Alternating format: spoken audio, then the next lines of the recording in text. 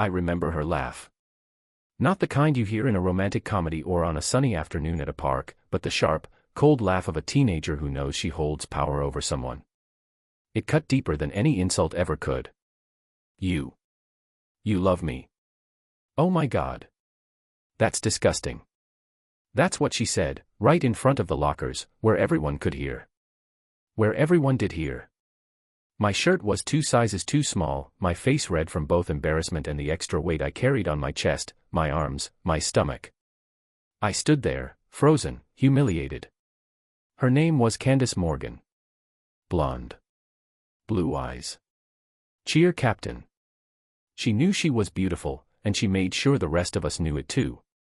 Me. I was just the fat kid who sat alone in the cafeteria, pretending I wasn't hungry so no one would see me eat. That day, that moment, it burned itself into my memory. And not just the memory of her laughter, but how everyone joined in. Even the teachers, the ones who smiled sympathetically at me in class, didn't say a word. I wanted to disappear. I wanted to erase myself from that school, that town, that name I was born with, Trevor Marks. But I didn't disappear. That night, when I got home, I went straight to the bathroom. I looked at myself in the mirror, for the first time really looked. I saw the tears on my cheeks, the shame in my eyes, the soft folds of my body, the boy who begged to be invisible. And then, I made a promise to him. I put my hand on the mirror and whispered it like a prayer. I'm going to disappear. But not like they want. I'll vanish from this life, and come back as someone they'll never forget. I stopped eating sweets that night. I got up at 5 a.m. the next morning and started running.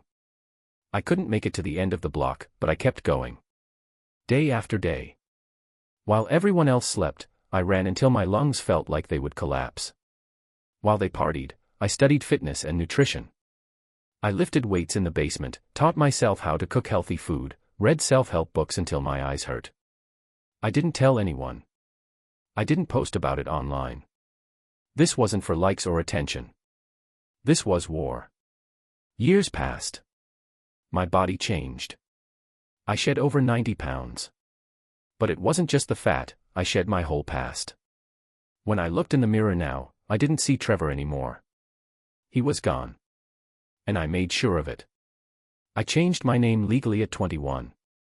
I became Logan Cross, sleek, sharp, striking. Logan had cheekbones, confidence, charisma. Logan walked into casting offices in LA and got noticed. Not just because of the looks, though I'd be lying if I said they didn't help, but because Logan had something deeper, something real. Hunger. That hunger landed me my first commercial, then a supporting role in a streaming series, and eventually, I was the lead in a thriller that went viral. My face was everywhere. People whispered when I entered rooms. Women stared. Men envied. It was everything I dreamed of. And yet, none of it mattered. Not really. Because no one knew what it had cost me to get here. They didn't know about Trevor. They didn't know about that bathroom mirror or Candace Morgan's laughter. But I remembered.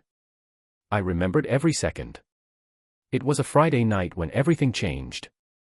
I had just wrapped a late-night interview. I was still buzzing from the lights and makeup, the fake laughter of the host, the too sweet taste of champagne in the green room. I hated those things, but they came with the territory.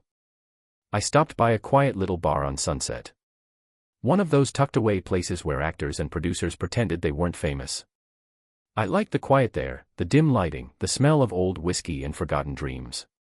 I was sipping my drink when I saw her. Candace Morgan. Except she wasn't Candace Morgan anymore, the bartender called her Candy. Like she'd morphed into a cocktail version of her high school self. She was older, of course, but still beautiful in that manicured, curated way. She hadn't seen me yet. She was with friends, laughing about something meaningless, the same way she used to. My heart pounded. She hadn't changed much. Still that gleaming smile, still the confidence. But I could see the cracks. The way she looked at her phone a little too often. The way she tugged at her dress like it didn't quite fit right. And more importantly, she didn't recognize me. I could have walked away right then. Left her to her cocktails and fading popularity. But I didn't. I walked up to the bar beside her and ordered another drink. She glanced at me, casually, the way beautiful women glance at men they think they'll never see again. She smiled. And that smile triggered something dark and electric in me. She leaned in. You look familiar. Have we met? I stared at her for just a beat too long. I get that a lot. She laughed. Actor. Something like that, I said, smiling back. You live around here? She nodded, twirling her straw. Born and raised. I teach a little yoga now, dabble in social media stuff. You know, keeping busy. Yoga. Social media. Of course. I'm Logan, I said. Candy, she replied, touching my arm. I didn't flinch. I didn't correct her. I didn't tell her my name used to be Trevor Marks, or that she'd shattered me once. I let her flirt. I let her lean in. I let her think this was just another night, another stranger, another notch on her forgotten list. She didn't recognize me. Not even a flicker of suspicion in her eyes. The boy she laughed at was dead. And in his place stood someone she wanted. I smiled slowly and raised my glass. To new beginnings, I said. She clinked her drink against mine. I should have walked away. But I didn't. I didn't sleep that night. Not because of nerves or guilt, those emotions had long been beaten into submission by the years of silence, sweat, and solitude. I lay awake because I couldn't stop seeing her face, lit by the amber glow of the bar lights, smiling at me like I was just some passing stranger. Like I didn't exist in her past. Like Trevor Marks never even happened. And maybe he didn't. Not anymore. The next morning, I stood at my kitchen counter, shirtless, sipping black coffee. My phone buzzed. Unknown number. Candy. She had slipped me her number last night with a wink and a whisper, call me if you want to do something fun. I didn't call. I waited. She texted. Hey, last night was fun, winking face. I stared at the screen, my thumb hovering. I typed back. Let's grab dinner. Tonight. Your pick. She responded within seconds. How spontaneous. I like it.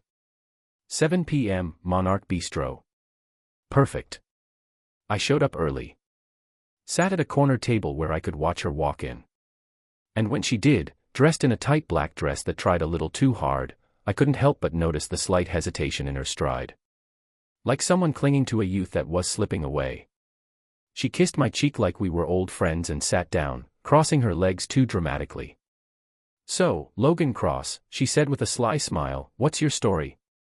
I gave her the story I'd perfected. Born in Chicago. Moved to LA with a dream. Started from nothing. Worked hard. Got lucky. Left the past behind. The usual blend of fact and fiction. She listened, pretending to care, sipping her wine like she was interviewing me for a position I already had. And then, somewhere between the appetizer and the main course, she said something that made my chest tighten. You feel familiar. I froze for a second. What do you mean? I asked, keeping my voice calm. She tilted her head. I don't know. There's something about you. Your eyes, maybe. Have we met before? Like, a long time ago. I smiled politely. Maybe in another life. She laughed. Well, if I knew you back then, I definitely would have remembered you. No. You wouldn't have. You didn't. But I remembered everything. Every comment, every snide giggle behind cupped hands. Every time she tossed her hair and made a fat joke just loud enough for me to hear. She'd ruled our school with a glittering iron fist, and I was one of many under her heel. And now? She was hanging onto my words. Laughing at my jokes. Brushing her fingers along mine when she thought I wasn't paying attention. I could have ended it right there. Could have let her drift out of my life again, none the wiser. But I didn't. Because somewhere deep inside, a younger version of me, the boy she crushed, was watching. And he wanted this. He wanted her to look at me the way I had once looked at her. He wanted her wanting. We had dessert. She insisted on feeding me a bite. I let her. Her eyes never left mine. When the check came, I paid without hesitation. I saw the flicker of approval in her face. The way her posture softened, the way her smile lingered. And then she said the words I'd been waiting for. "Wanna come up to my place?" I followed her home. Not for what she thought, but because I wanted to see what her world looked like now. Her apartment was nice but modest, rented, not owned. It had a vibe of curated chaos, designer pillows on a worn couch, scented candles barely covering the smell of an old carpet, a gallery wall of Instagram-worthy prints. She poured us wine. Turned on music. We talked for hours. Or rather, she did.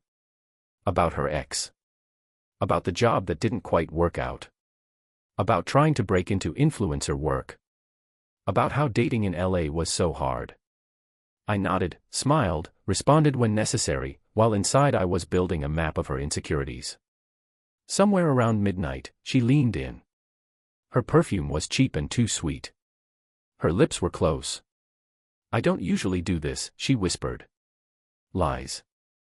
I touched her cheek, and for a brief second, I saw something. A flicker of something real behind her eyes. Maybe loneliness. Maybe regret. Maybe she felt it too, that strange pull from the past. But I couldn't afford to feel anything. Not now. So I kissed her. And for a moment, I let it happen. I let the moment stretch, let her believe this was something magical, something rare. And then, just before she reached for my hand again, I pulled away. "I should go," I said, standing up. Her eyes blinked in surprise. "Wait, what?" "It's late." "But," I thought. "Yeah," I said, meeting her eyes. "That's the problem." She looked like I'd slapped her. Did I do something wrong? I hesitated. Then I leaned in and whispered the line that had haunted me for years. You love me." "Oh my God. That's disgusting." Her face froze. She pulled back. Confused. Defensive. She didn't get it. Of course she didn't. Not yet. But I saw it, the first crack. "Who are you?" she asked, her voice barely audible. I smiled gently. "Just someone you used to know." And I left. I didn't sleep that night either. Not from guilt. But from something worse, satisfaction. Because for the first time in my life, I had power over Candace Morgan. But it wasn't enough. The next morning, she texted me. "Did I say something? Why did you leave? Can we talk?" I didn't respond. 2 days later, she messaged again. "I feel like I ruined something. I don't usually feel this way. Please, just tell me what happened." And still, I stayed silent. This was the beginning of her unraveling. And I wasn't done. Because I didn't just want her attention. I wanted her truth. I wanted her to see me. Really see me. But to do that, I'd have to take her deeper. Into the past. Into the place she buried like it never happened. And if she wouldn't go there willingly, I'd make sure she had no choice. The human mind is fascinating. It forgets what it wants to forget. It reshapes memories like clay, softening the edges, painting over the ugly parts. Candace Morgan had done just that. She'd taken our past, erased the fat boy from her mental yearbook, and replaced him with nothing. An empty space. As if Trevor Marks had never existed. But I was going to make sure she remembered. I didn't reply to her messages for 4 more days. She sent 5 in total. All carefully worded, each more anxious than the last. "I've been thinking about the other night. I don't know what I did wrong, but I'd really like to talk. Please. If I said something that hurt you, I want to make it right." That one made me smile. Then came the final message. "You feel familiar. I don't know why. There's something I'm not seeing, isn't there?" "Yes, Candy. There is." I waited another day. Then I messaged her. "Dinner. My place. Friday. 8 p.m. She responded instantly. "I'll be there." What should I bring? An appetite. And honesty. She sent back a heart emoji. Friday arrived. I made sure everything was perfect. My apartment was sleek, minimalist, tastefully expensive. The kind of place Trevor Marks would have never even been allowed to walk past. I wore a tailored dark shirt, sleeves rolled up just enough to show the work I'd put into my body. When she arrived, I greeted her with a smile. Her dress was red this time, tighter, shorter. She was trying harder. I brought wine, she said brightly, handing over a bottle of something overpriced and underwhelming. Thanks, I said, taking it, but I already opened something better. She laughed, trying to play it off like she wasn't being judged. Dinner was roasted duck with wild mushrooms and truffle risotto. She complimented it like she'd never eaten something that didn't come in a takeout box. I didn't know you could cook, she said. There's a lot you don't know about me, I replied. She tilted her head. Still mysterious, huh?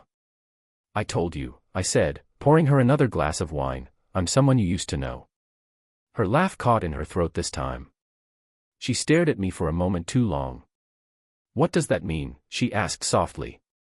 I leaned back in my chair. Can I show you something? She blinked. Sure. I stood and walked over to a drawer. I pulled out a small stack of yearbooks. I'd bought them online years ago.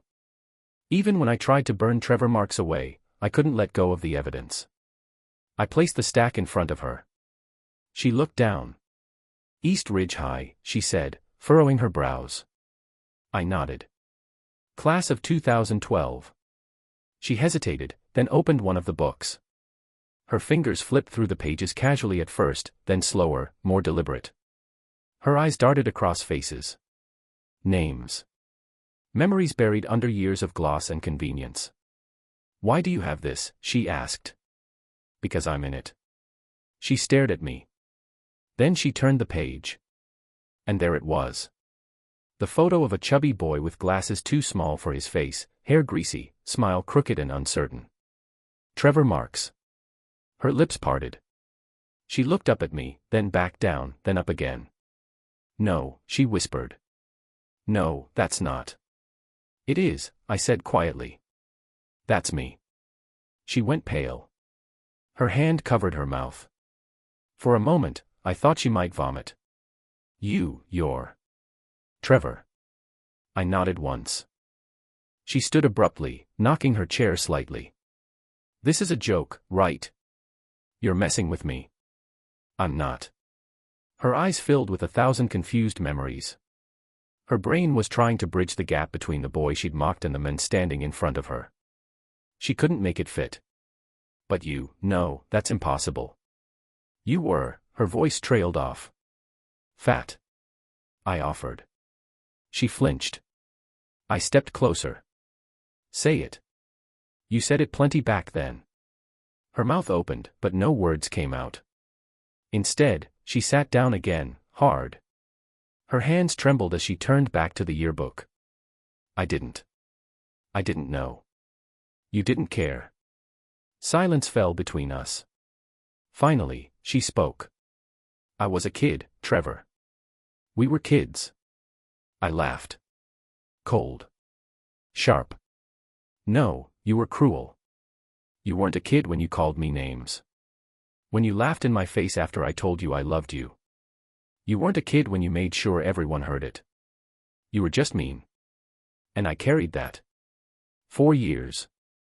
Every single day. Tears welled up in her eyes. I didn't know it hurt you that much. You didn't care if it did. She looked away, ashamed. I leaned on the table, staring down at her. And now you're here. Sitting in my home. Drinking my wine. Wearing the dress to impress the men you once humiliated. What changed, Candace? She wiped her cheek. People change. I've changed. Have you? She looked at me, really looked this time. Her mascara was starting to smudge. Her voice was small. I'm sorry, Trevor. I'm not Trevor, I said. Not anymore. She swallowed hard. Then who are you? I'm the person who remembers everything you've tried to forget. For a long time, neither of us spoke. Then she whispered, "Did you bring me here to punish me?" I sat down again. "No. I brought you here to give you a chance. To see if you could be honest. If you could face what you did. But I see now, you don't even remember half of it." She looked down. "I was awful. I know that now. But I'm not that girl anymore. I hope not." She reached for my hand. "I never would have recognized you. You've changed so much. You're beautiful." That word. Beautiful. When I'd said it to her at 15, it was met with a laugh. Now, she used it on me like a weapon of apology. But it didn't cut the way it used to. She leaned forward. "Can we start over?" I looked at her, the same face that haunted me, now soft and uncertain. And for a moment, I saw not a monster, but a person. Flawed. Guilty. Human. And I didn't know what to do with that. So I stood again. "I need some air," I said. She stood too, confused. "Should I go?" I nodded. "Yeah. I think you should." She grabbed her things slowly, as if still unsure whether this was real. As she walked to the door, she turned to me one last time. "I meant it. I'm sorry. And I don't blame you if you hate me. But, thank you for letting me see." The door clicked shut behind her. And I stood alone in the silence, yearbook open on the table, staring down at Trevor Marks. He looked nothing like me. But for the first time, I didn't feel the urge to shut the book. Because maybe, just maybe, the revenge wasn't the point anymore. Maybe the real victory was that she finally saw me. A week passed. I didn't text her. I didn't call. I didn't even look at her social media, not because I wasn't curious, but because I didn't want to know if she was already brushing it off, burying the memory the way she'd buried everything else. But then she showed up at my door. It was raining. Hard. The kind of rain Los Angeles rarely gets, heavy and relentless, like the sky finally had something to cry about. When I opened the door, she was standing there in a soaked hoodie, her makeup smeared, eyes red from either the weather or whatever had driven her to me. "Candace," I said, unsure what else to say. I didn't know where else to go. Her voice cracked on the last word. I stepped aside without thinking, and she walked in like someone running from a storm inside and out. I handed her a towel. She clutched it to her chest like armor. "I'm not here to make excuses," she said, shivering. "I know you probably hate me, and maybe I deserve that. But I need you to know. I haven't stopped thinking about it. About you." I folded my arms, leaning against the kitchen counter. "And what exactly are you thinking, Candace? That you can say sorry and erase everything?" "No," she said, her voice stronger now. "I know I can't erase it. But I can face it." I scoffed. "Bit late for that, don't you think?" She took a deep breath, then walked over to the couch and sat down slowly. "When you showed me that yearbook, I didn't even recognize the face," she said. "But the second you said your name, it all came rushing back. Trevor Marks. The quiet kid in the third row. The boy I teased. The boy I ignored. The one I broke." Her eyes met mine. "I haven't stopped seeing your face since that night. Not this one," she gestured at me, "but his. I can't sleep. I can't eat. Every time I look in the mirror, I see the girl who made your life hell." I didn't respond. "I went through my old messages," she continued. "Facebook, Instagram. I found a photo. One where I'm laughing with my friends and you're in the background, carrying books. I cropped you out when I posted it. You were invisible even then." Her voice trembled. And I realized something. I've spent most of my life trying to be seen. Liked. Admired. But I never saw anyone else. Not really. Especially not you. I felt something twist in my chest. A strange, uncomfortable emotion that sat somewhere between pity and understanding. "I don't want anything from you," she said softly. "Not forgiveness. Not a second chance. I just needed to say that. To tell the truth." She stood and started to walk toward the door. But something inside me pulled forward. Candace, wait. She turned. I studied her. The way the rain had matted her hair to her forehead. The dark circles under her eyes. She wasn't performing. Not now. I don't hate you, I said, slowly, deliberately. At least, not the way I used to. She looked stunned. I spent years building walls around myself. Changing my name, my body, everything, so that no one could ever hurt me again. So that I'd never have to be that boy you laughed at. But the truth is, I paused, then added, he's still here. She nodded slowly, eyes filling again. I know, she whispered. And he should be. Because he's the reason you became who you are. We stood in silence. For the first time, not as predator and prey, not as villain and victim, but as two broken pieces from the same puzzle. Finally, I asked the question that had been clawing at me since the night I revealed myself. What do you want from me? She shook her head. Nothing. That's not true. I want peace, she said. And maybe a little redemption. But not at your expense. I walked to the window. The rain was slowing down, the sky cracking open into streaks of gray. Do you want to come back tomorrow? I asked, not looking at her. I make a mean breakfast. She laughed softly through her tears. You don't owe me kindness. I know. But I'd like that, she said. If you're sure. I nodded. She left, quietly, closing the door behind her with a gentleness that surprised me. That night, I sat alone with the yearbook in my lap. I flipped through the pages again, stopping on Trevor's photo. His eyes were sad, but not dead. There was something still burning behind them, hope, maybe. Or desperation. He hadn't given up. He'd just gone into hiding. And now, he was coming back to life. She came the next morning, just like she said she would. In sweats this time, no makeup, no pretense. We made pancakes and talked, really talked. About school. About her parents' divorce. About the way she clung to popularity like it was oxygen. About the nights she cried alone in her room, terrified that she'd never be enough. I envied you, you know, she said over coffee. Me. You didn't pretend. You didn't fake anything. You were just, you. Even when people were cruel. Especially me. I let the words settle. They felt heavier than I expected. She visited again the next day. And the day after. And suddenly, we were in a rhythm, something fragile, but strangely comforting. Like rebuilding a house from burnt wood. But I didn't let myself get too close. Not yet. One afternoon, we sat on the couch watching an old movie, and she turned to me. Do you still want revenge? I looked at her. I did. And now? I don't know. She reached out, took my hand. You already got it, she whispered. I didn't respond. Because I wasn't sure if that was true.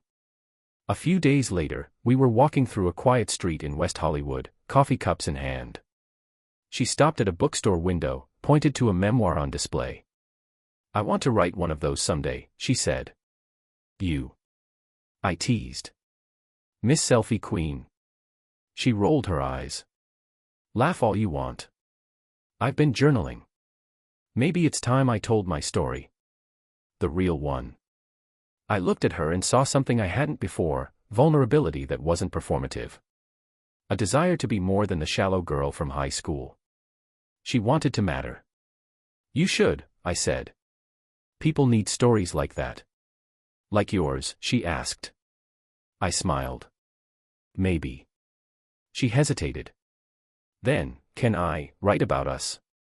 That word. Us. It hung between us like a delicate thread. Let's see where this goes, I said. Then you'll have your ending. She nodded, her eyes filled with something I didn't dare name. Not yet. Because for the first time in a long time, I wasn't chasing revenge. I was chasing something else. Maybe closure. Maybe healing. Maybe love. But the past has claws. And just when you think you've tamed it, it finds a new way to remind you it still lives inside you. And I was about to learn that the hard way. I should have known peace wouldn't last. It crept in so quietly, like a fog rolling over the ruins. Candace and I had developed a rhythm, a strange, almost domestic comfort. She started showing up in the mornings with coffee. She'd text at midnight when some old memory resurfaced. We were navigating the wreckage of our past like two survivors trying to understand how they'd made it out alive. And just when I let myself believe I could have both, healing and distance, life did what it always does. It knocked. Literally. I was home alone one afternoon, reading a script on my couch, when the doorbell rang. I expected food delivery, maybe Candace back early from her shift at the gallery. Instead, standing in front of me was a face I hadn't seen in 15 years. "Trevor," the man said, his voice already slicing through me like a blade. No one had called me that in years. I blinked hard. "Sorry. Do I know you?" He grinned, wide and familiar. "Man, you really did change." "It's me. Blake. Blake Miller. We used to sit next to each other in bio. Remember? You let me copy your notes the day Coach Darnell made us run laps." My stomach sank. Blake Miller. One of the quieter bullies. He never led the charge, but he was always there. Always laughing when someone tripped me. Always smirking when I walked by. I forced a polite smile. "Wow. Blake. It's been a long time." He stepped inside without being invited, I scanning the room like he was measuring how far I'd climbed. "No kidding. I saw you on that streaming show, Blue District, right?" Took me a second to realize it was you. But then I saw a Reddit thread, someone compared your photo with an old yearbook pic. Boom. Trevor Marks. My heart pounded. "So," he added, "what do I call you now?" "You go by Logan, right?" "Fancy." I tried to stay calm. Most people do. He sat on my couch, like we were catching up over beers. "Man, I still can't believe it. You really made it. Lost the weight, changed your whole vibe. Hollywood. Who would have thought? What do you want, Blake?" He looked mildly offended. "Hey, I just came to say hi. Old friend reconnecting. You know how it is." "No," I said flatly. "I don't." He leaned back. "All right, straight to it then. I could use some help. Things haven't exactly been great. Got laid off last year, and I've got this idea for a podcast, From Fat to Fame. You'd be the perfect first guest. Imagine the hits." I stared at him. "You want me to go public with my past? With my real name?" "Come on," he said. "It's a gold mine. Redemption arc. Everyone loves those. Plus, you get to own your truth. That's a big thing now, right?" I didn't answer. He sat forward, his voice dropping. "Look, man. I already know. Others will, too. If I found it, someone else will eventually. Better to control the story before it controls you." I stood. "You need to leave." Blake stood too, slowly. "Sure. But think about it. It's only a matter of time before the world finds out who Logan West really is." As he reached the door, he turned back. "By the way," he added casually, "you still seeing Candace Morgan?" "Saw a photo of her online. Looks like you two are close again." "Interesting." My blood froze. He smirked. Then he was gone. I didn't tell Candace. Not right away. I needed time to process what had just cracked open. Blake Miller knew. He had proof. And the terrifying thing wasn't just that he could expose me, it was how quickly I'd fallen back into that powerless, gasping fear I thought I'd left behind. One word, Trevor, and I felt like the kid again, hiding in the library during lunch. That night, I couldn't sleep. I kept hearing Blake's voice, "It's only a matter of time." And he was right. The image I'd built, the fame, the reputation, the prestige, it all balanced on a lie I was too afraid to admit even to myself. The next day, Candace showed up with coffee, as usual. She noticed something was off immediately. "What's wrong?" she asked, sitting beside me. I hesitated. Then I handed her the yearbook again. I'm not the only one who knows now. Her eyes widened. Who? Blake Miller. She flinched. God. That guy. He was worse than me. Yeah, I muttered. And he wants to use my story for clicks. Candace set the coffee down. You're not going to do it, are you? No. But he might not give me a choice. She paused. Then said something I hadn't expected. Maybe you should tell the truth. I looked at her, stunned. You think I should just go on camera and say, "Hi, I'm Trevor Marks, the fat kid you all ignored. Surprise, I'm your favorite actor now." She nodded slowly. Yes. Maybe not like that. But, you're not that kid anymore, Logan. You're not hiding from them. You became someone they could never touch. But they can touch me, I said bitterly. All it takes is one headline. Logan West, the lie behind the star. You think the public won't eat that up? She grabbed my hand. I don't care who you used to be. And if people walk away because of that, let them. You're not their puppet. You're a survivor. I looked at her, my voice barely above a whisper.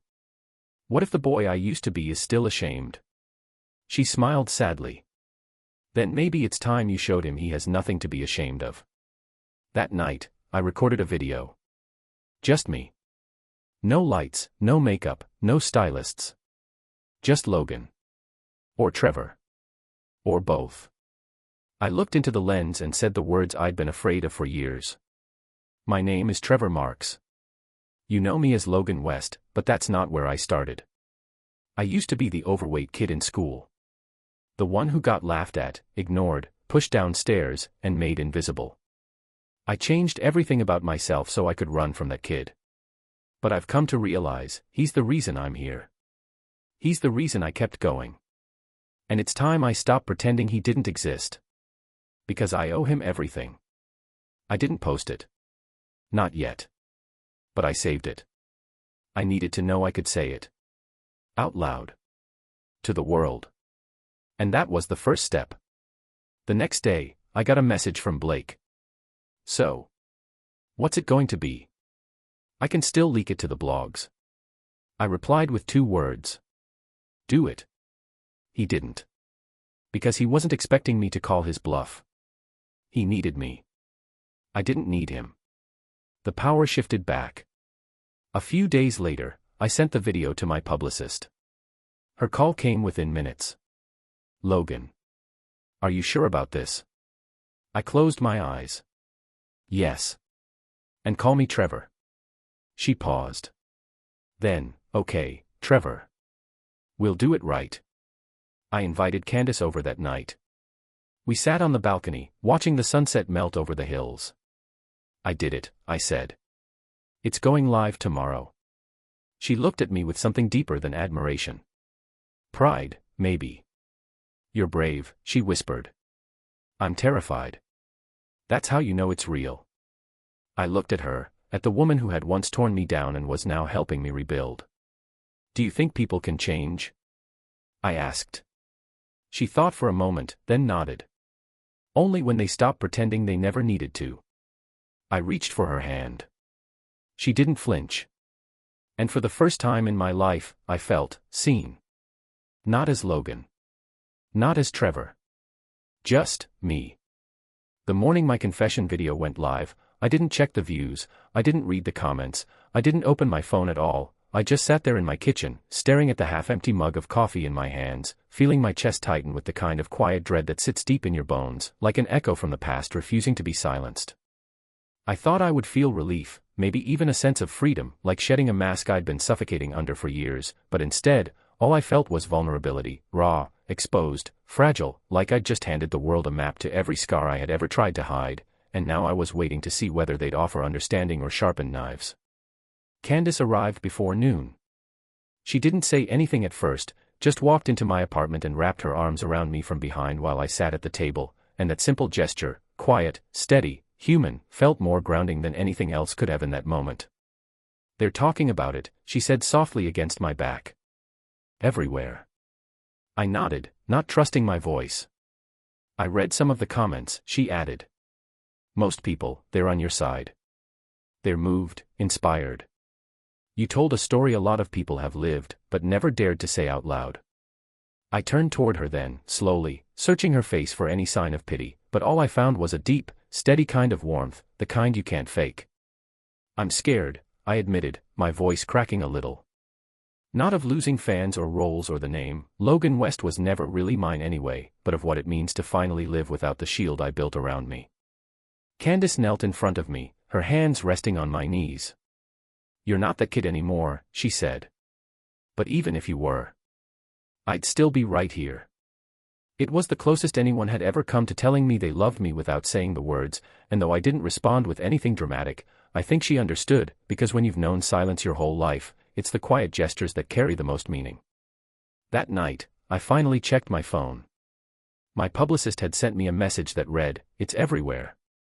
Late-night shows are quoting it. Journalists are calling it the most honest confession Hollywood's had in years. You did good, Trevor. I opened my Instagram and stared at the number climbing under the video, millions of views, thousands of comments, people sharing their own childhood photos, their own pain, their own survival. For the first time, Trevor Marks wasn't a ghost. He was a movement. But the high didn't last. It never does. About a week later, Candace and I were sitting in my living room, laughing about something small and stupid, I don't even remember what it was, and then her phone buzzed, and I saw her face change. Not just discomfort, no, this was something else. Guilt. Fear. A crack in the foundation we'd been so carefully rebuilding. What is it? I asked, my voice low. She hesitated, then slowly handed me her phone. The message was short. So you're with him now? After what you did? There was no name, just a number. I looked up at her, confused.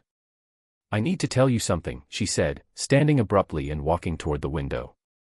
And I should have told you earlier, but I didn't know how, and now it feels like I waited too long, and I hate myself for it. My heart sank. Tell me what? She turned, her eyes glossy but steady. The reason I came to your door that night wasn't just because I felt guilty, she began. It was because someone had reached out to me. Someone from high school. They found out who you were, who you used to be, and they were threatening to go public with it. They knew I lived in LA, knew we were in the same circles, and they figured I'd be the weak link. I felt the air leave my lungs. So what, you came to get ahead of it? To protect yourself? No, she said quickly, her voice shaking now. At first, maybe I didn't know what I was doing. But when I saw you, really saw you, I realized how wrong it was. How wrong I'd been back then and now. And I didn't want to lie to you anymore, Trevor. But I was afraid that if I told you the truth, you'd think everything between us was a setup. I stood slowly, my chest burning. Was it? She looked stricken.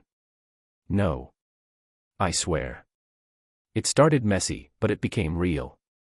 You became real to me again. And not as a story or a past mistake or a name in a yearbook, but as the man you are now.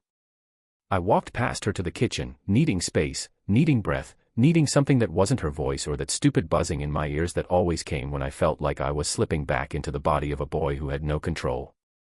You should have told me, I said finally. You know what it cost me to come forward.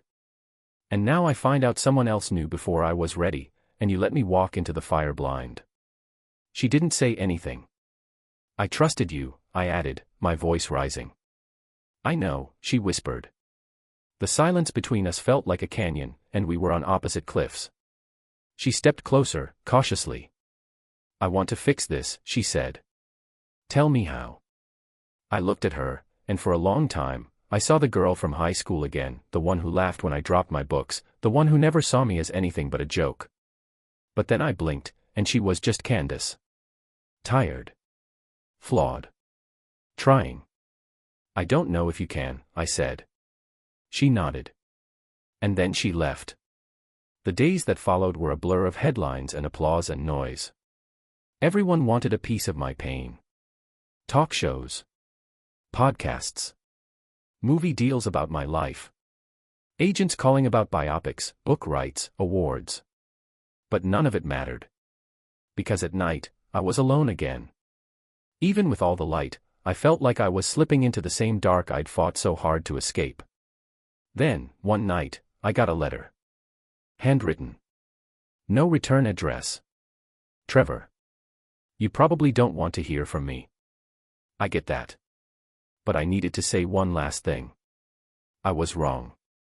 Not just about how I treated you, but about thinking I could step into your life without doing the work on myself first. I'm going to take time to figure out who I am without hiding behind charm or guilt. You don't owe me forgiveness. But I hope someday, if we ever meet again, you'll see me not as the girl who hurt you, but as the woman who finally learned to face the mirror. It wasn't signed, but it didn't have to be. I folded it, set it in the drawer beside my bed, and turned off the light. I wasn't ready to forgive. But I wasn't ready to let go either. Because for the first time in my life, I wasn't pretending to be someone else. I was Trevor Marks. And the world knew it. But what I didn't know, what I couldn't have predicted, was that the final piece of my past, the one I thought would stay buried forever, was about to come crashing into my present. And this time, it wouldn't be just about who I was. It would be about who I really am when everything else falls away. I didn't know I could still be shaken. Not after all that. Not after confessing my past to the world, watching strangers either applaud or pick me apart like I was a museum exhibit labeled transformation. Not after losing Candace again, not with anger this time, but with silence, with the kind of ache that doesn't scream but lingers in the quiet spaces between breaths. But then the letter came. No return address, no name on the envelope. Just a familiar, looping handwriting that made my hands tremble before I even opened it. It had been over 15 years. And yet I recognized it immediately. My mother. Trevor. I saw the video. Someone sent it to me. I wouldn't have found it otherwise.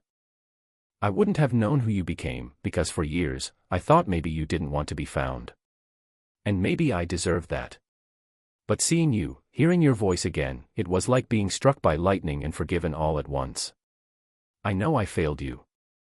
Not just by not protecting you, but by disappearing when you needed me most. I can make excuses. I was overwhelmed, working double shifts, lost after your father left. I told myself I was doing my best, but I know now that my best wasn't enough. When you left home, when you vanished, I thought it was punishment.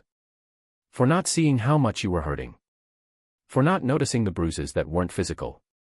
For ignoring the silence that screamed louder than any words. I wanted to reach out. So many times. But then the shame would come, and I'd think, he's better off without me. Maybe he's happy. Maybe he doesn't want to remember. But I never stopped thinking about you. Not once. If you ever want to talk, I'm still at the same house. Your old room is still here. The same creaky floorboard under the desk, the same chipped paint on the closet door. I never changed it. I love you, Trevor.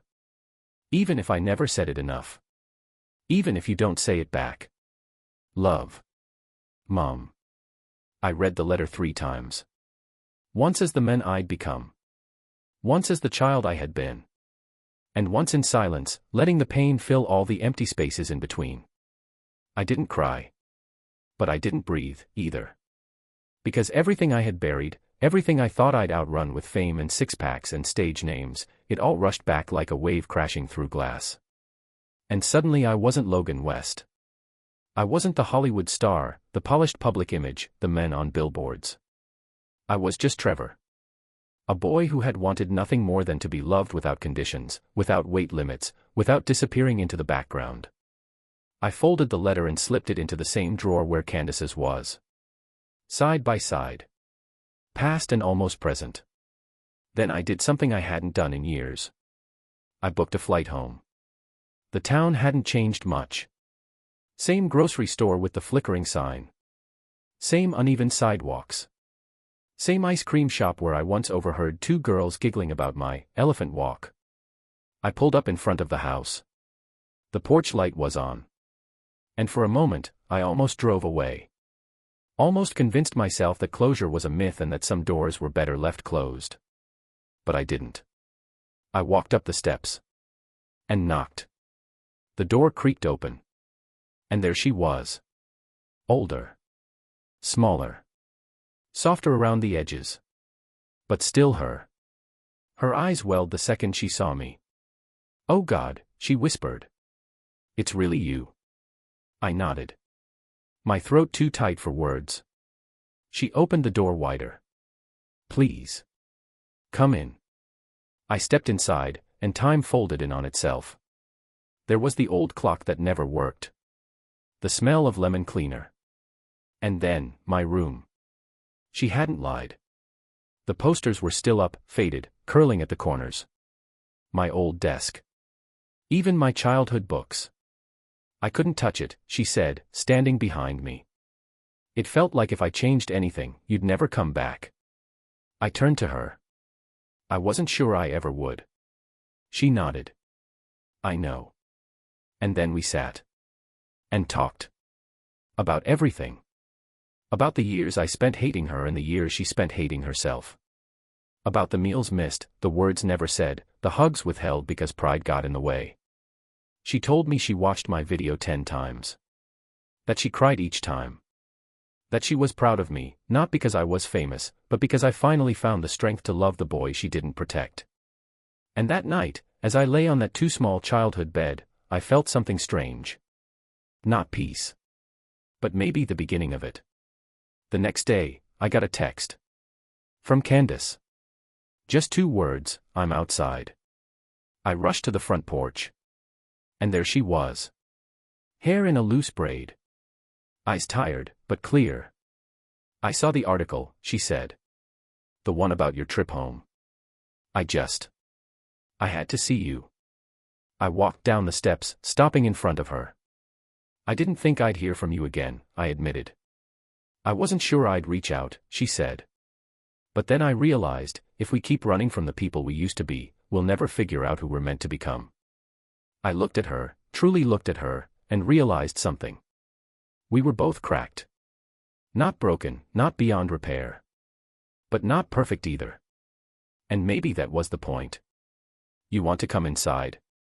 I asked, gesturing to the porch. She nodded. And as we walked together through the doorway, I felt something shift. Not a dramatic, cinematic conclusion. Not a fairy tale ending. But a quiet, honest beginning. Because I had finally stopped pretending. Stopped hiding. Stopped performing. And in that stillness, I understood the truth I had been chasing all along. I was never running away from Trevor Marks. I was running toward him.